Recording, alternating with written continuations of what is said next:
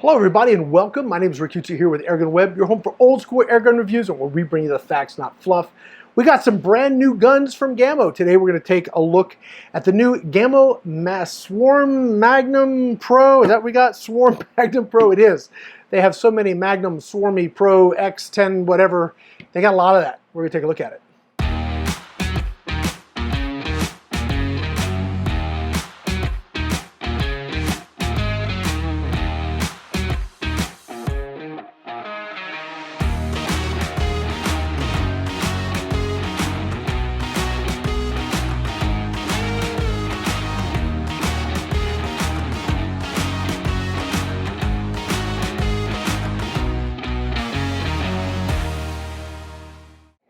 Hey there guys, I know you're getting ready to watch the unboxing of this new Gamo Swarm Magnum Pro Gen whatever. They have way too many words in their names. I know you're looking forward to watching that. We're going to mount the scope as you can see here. It's going to be a good video. But if you want to see some exclusive content, some behind the scenes stuff, or you want early access, ads-free content to our full-on review work, you got to check out our Patreon channel or go check out AirgunArmy.com. We've launched those to help fund some of the other projects we want to do that are outside our normal sponsorships. Guns that we're going to acquire, do our own video and review works on. Yeah, I'm pretty excited about it and we need your help and support. So if you want to help support us, get some cool content in the midst so you get some exclusive behind the scenes stuff. That content will only be on Patreon and Airgun Army, as well if you want to get early access and ads-free content for what we're doing on all our other stuff, check us out. Again, patreon.com/airgunvideos and airgunarmy.com. You can check us out. Thank you so much, and now back to the video. All right, in all seriousness, we have the Gamo Swarm Magnum Pro. Oh gosh, let's try this again. We have the Gamo Swarm 10X Magnum Pro. I think we're going to go with that. Gamo Swarm 10X Magnum Pro. I don't know. It's a Magnum. It's got a new stock. It's got the Swarm magazine on it. That's what we got going on here. So let's get to it. We're going to unbox it today. I'm going to show you how to mount the scope for all you guys that are brand new to this. Give you a little tutorial on how to get started. And then we'll be taking this out to the range in another video, and then we'll be doing some other work with it in another video. So we've got the 177 and 22. If you got the 22, we're going to go through that one next here on a different video, and we're going to mount the scope on that one too, just so you guys see how it's done. It's the same process, but we're going to do it anyway. All right, let's go ahead and open this up. I guess they wanted to have a more traditional stock instead of the thumb hole. I think in my conversations, the only difference in the gun is the stock. I was asking them, are you replacing the standards? No, this is just a different option. It's bigger than my table, so that should tell you something. It's a long gun. So we've got our scope, we got our magazine. I'll get that out of here. We'll talk about that in a minute. We've got our manuals, which are important. And we've got our rifle. So I'm going to take this, and I'm going to take this box, and we're going to eject it that way. All right, get it out of the way. So here's our gun. Let's go ahead and unwrap it. Knife. Knife, knife, knife.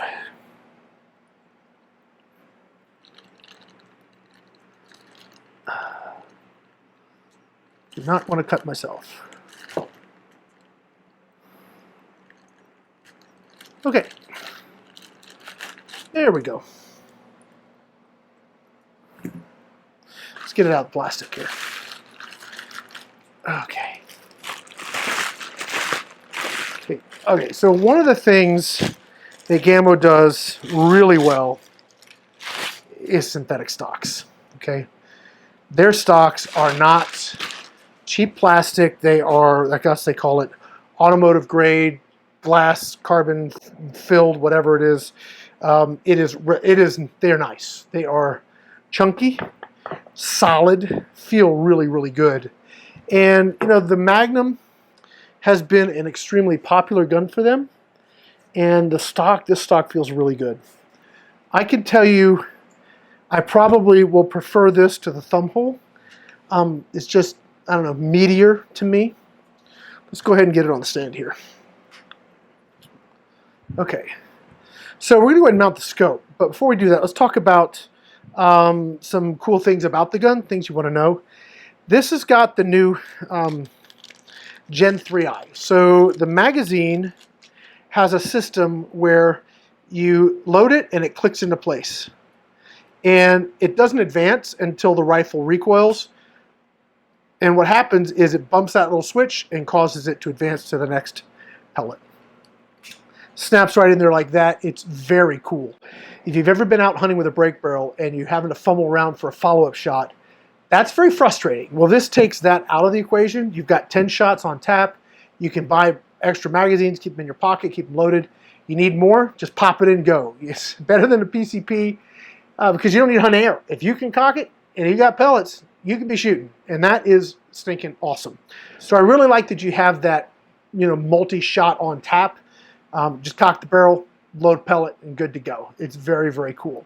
Now, they've had other versions. This is the culmination of everything that they've learned over the years, and the Gen 3i just is really cool. I love the fact that it has that inertia that causes it to rotate because it prevents, not like 100% can't ever fail, but it really helps prevent double feeding. So like on the original one that didn't have the inertia fed magazine, it would load, and when you load your pellet, it would already advance to the next pellet. So if you're, I don't take my shot, put it safe, walk around the woods, go to take another shot again, and instinctively you're going to try and cock the gun. You go, whoop, there's no resistance because you've already cocked it. The next thing you know, you've just driven another pellet. So now you got 2 pellets in the gun. It's bad for it, bad for the gun. It's bad for the mechanism. You don't want to do that. So the inertia, the fact that the inertia advances the pellet, you only get that when you pull the trigger, which is really cool. So, and if it doesn't advance, you have a little button to bump it to go to the next pellet. But it's way better than not having it. I got to tell you, it's pretty cool. If you have questions about operations, care, all that kind of stuff, read the manual. Just takes a few minutes and you're good to go. One of the things I noticed on the box, let me get it. I threw it away too fast. It has, hold on just a minute. Okay, one of the things I noticed on the box that you're going to want to pay attention to, it has a 5-year warranty, guys. Okay, so if something happens in 5 years, send it back to Gamo. They're going to fix it or replace it. They're very, very good about that. So, I mean, I get sometimes things happen. Maybe you wear the doggone thing out. If something happens in 5 years, pick up the phone, get hold of Gamo, use their warranty return service. You're going to have to ship it back, okay, so you're going to have that. But at least you'll get a fixed gun and get something returned back. You can get back to shooting. So please make use of that. Don't just gripe that, oh, my gun quit working after 3.5 years. Call them up. Make use of the warranty, all right? That's what you got to do. All right, let's go ahead and mount the scope. So it comes with Gamo's typical 3 to 9 by 40. It's, my guess it's their, well, I know it is. It's the non-adjustable objective, and it is duplex reticle. So as far as airgun scopes go, it's missing some features that I prefer, but it ain't bad. I've used this scope on a lot of their guns, like most of their guns, a ton, and it just seems to work. Yep, so we've got a duplex reticle, and it's a 3 to 9. The parallax, which means the focus, that's really not the right word, guys. I'm just using it because it's easier to explain. If you are shooting close, you're going to have to use a lower magnification. As you get to, say, 30 yards, you can start using all of it, like the 9 power. But you'll see. You'll know. If you're like at 10 yards and you try to zoom all the way in, it's going to go out of focus. You're not going to be able to see. You can either see the reticle or you can see the target. You can't see both. But if you scoot out to 25, 30 yards, then you're going to get the full 9 power of the magnification. It is the result of not having an adjustable objective or an adjustable parallax. That's what causes it. Okay, so on our scope mount, we have a little stop pin. This is super important, okay? This stop pin goes in this hole, and it stops the scope from sliding off the back of the gun. Now, some of the other features they have to help manage the recoil is we have the recoil reducing rail. It's got a little buffer here, and as the gun fires, the scope can actually move a little bit, and so less of the recoil gets transmitted up into the scope. Actually really helps the scope last longer and stay on 0 better. So that's cool. I know a lot of people, especially new to air guns, how it doesn't have any recoil. I shoot a 30-06 or I shoot whatever. I get it. It's got a different kind of recoil. It's not like you're going to thump your shoulder and hurt yourself. But you got a big heavy piston in here, and it slams forward, and when it hits the front of this compression chamber, you have this big heavy weight that's throwing the gun forward. That causes change in your point of impact. It causes a different kind of recoil than optics are used to. It can cause some problems. So the recoil reducing rail, the little stop pin, all of that helps everything last longer and stay on target. Okay, so let's go ahead and mount the scope. Now it comes with a a torque bit, and I don't like those little Alleners, so I'm going to get my kit out here. How can I say it? You want to make sure you torque it down properly. It's got to be really on there. So we might start it and then finish it. I'll have a little more leverage with this. I may have to use it. Okay. Okay, and you're not going to see me, well, you can see it from the top camera. Okay, so that pin drops in. Now we're on, and now we need to get this started. So let's see here. I think we are, is that a 15? It's a 15. Yeah, it's a 15. Okay, so we're going to get it just started. Okay. Now what we want to check now is to see if it's lined up. See how the reticle is. Now, you can get some devices that kind of sit here and shine a light through and give you perfect square and all that stuff. And if you're extremely particular, that may be the way to go. However, you can get pretty close by eyeballing it. I'm going to show you how. I'll talk you through how. It's what I do. We're shooting 25 yards. This is a 25-yard gun, guys, just so you know. Can you shoot further? Yeah, you can. Can you shoot further with 1-inch accuracy? Might be a challenge, but it's really a backyard gun. 25, 30 yards is about your best range for something, your most consistent range with something like this. 22 will get you a little bit further. You can definitely shoot out 35, 45 yards with the 22, but the 177s, it's more of a backyard. 25, 30 yard is really optimal, okay? So you're not shooting 200 yards, and you're not shooting from 100 to 200 yards. So if you're a little bit off, it's okay. Just going to tell you. I know people are going to argue that point. It's okay. I don't mind. You can have a different opinion. I've just done this many, many, many years, and can tell you it's okay if you're a teeny bit off. Okay, so I'm going to look down. And, okay, so right off the rip for me, I've got to move the scope back. So we're going to have to take, let's go ahead and lock this down. So I'm going to turn this like this so you guys can see it. We're going to go ahead and make sure these are tight. And then we're going to use the Allen torque, or just add more leverage, to say, this way. Okay. You want this good and snug. You don't want to be bashful on this.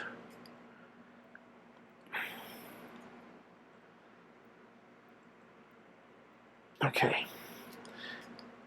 I prefer my scopes being back further. So this one is, you see, we have space to slide the scope back in the mount. So we can't move the mount back any further, but we can move the scope back. So we're going to do that. All right, because when I pull this up, it's very uncomfortable. I have to move my head way forward.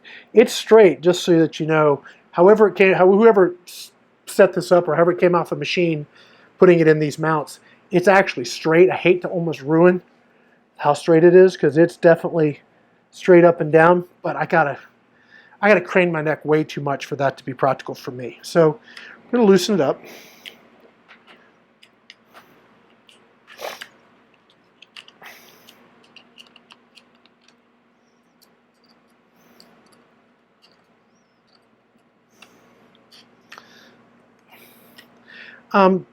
Let's say you put this on and it actually fits fine for you. Great.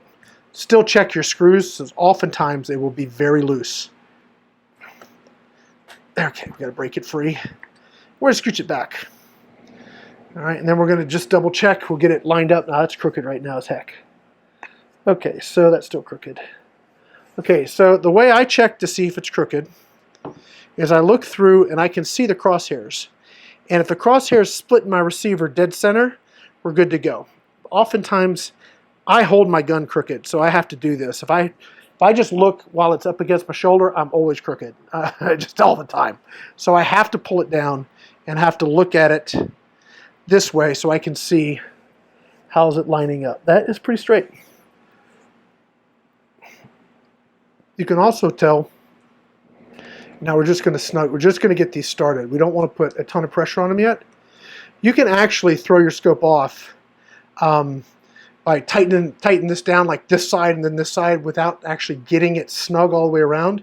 You can actually throw your center off, and you can like just chase it. You get it all perfect the way you want it, then you just do this and this and this and this, and you pull it up and you're like, why am I crooked? Well, you gotta just very slowly from all points kind of bring it down gently so that you're not tweaking any one particular side more than another. Okay, let's take another one. Okay, that's straight to me. Actually, it's got a little teeny bit of a cant, just ever so slightly, it's kind of going that way. So let's just straighten it out.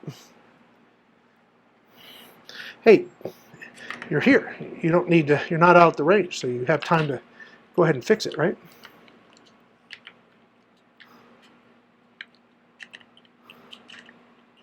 Okay. Okay, we have a little movement there. I gotta get more glue for my little pad there. Okay, that's good. All right, let's try again. Okay, we're gonna bring it there.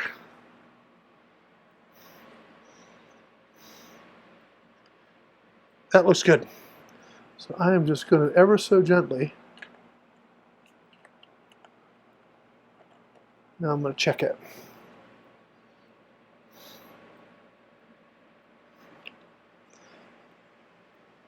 And we are snug. Okay, let me check again. Pull it up here. Yeah, that's splitting pretty good. In fact, I might, if anything, I might have gone too far.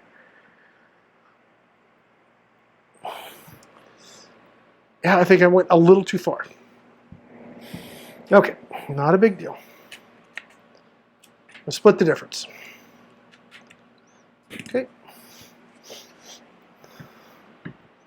And I might be being a little picky here, but since I can tell it's a little bit off, I'd like to go ahead and try and make it not off.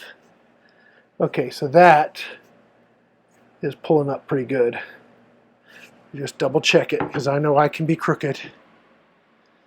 Seeing things funky. Holding my gun sideways. Try that one more time. I think, nope. Just looking for it to split that receiver.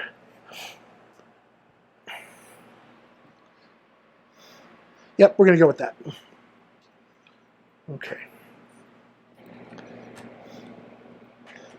So the first thing we'll do when we get this to the range, and I hope to be able to get to the range tomorrow, but the first thing we'll do is we'll sight this in. And then we'll probably grab a couple pellets. We won't do our full review. We'll just get it kind of started through the break-in period. We'll shoot some pellets. We'll have some fun. See how she's doing. And that'll be that. Okay, so a little extra torque. One, it's like a quarter turn. You get some good snug. Now these rings have tape in them, so they will hold your scope even if you don't crank this down all the way. So you can actually over tighten it and bend the tube, so you don't want to do that. The scope, again, the scope rings have tape in them, so they grip pretty good. Now, when you're shooting, you'll want to keep track of your stock screws and your scope screws, especially when you first get it, and you kind of just tighten things up as you need to. You've got stock screws here and here, right? This one here, and this one here, and we'll check those really quickly. They're also Torx. Yeah, they'll be bigger though. Maybe they're tight. We're good to go. Let's just see. That one's good. Yeah, that one's good. Oh yeah, those are good. Sometimes those can be like hand tight loose out of the box, so definitely check it. Guys, that's going to be it. Kind of went a little longer than I had expected getting this out of the box and set up, but we're good to go now to the range. And we'll talk about all the cool features there, like this, how the trigger works, the moderator. You know, when we do our review, we'll talk about velocity and all that kind of fun stuff, and energy and power. We'll get to accuracy. We'll get to all that stuff coming up here shortly. But for right now, we're going to go ahead and call it a night. I've still got the 22 to get set up because we're hoping to shoot tomorrow. Okay. Well, guys, that's going to wrap it up here on the Gamo Swarm Magnum Pro Gen 3i and 177 caliber. Yeah, remember, if you want some exclusive content, whether it's behind-the-scenes stuff, maybe some Airgun Angie blooper reel stuff, should be pretty cool, or you want early access to ads-free version of some of our content, check out our Patreon channel. It's patreon.com/Airgun videos, or you can join the Officers Club at Airgun Army. Either way, it's going to help us out. We really do appreciate it.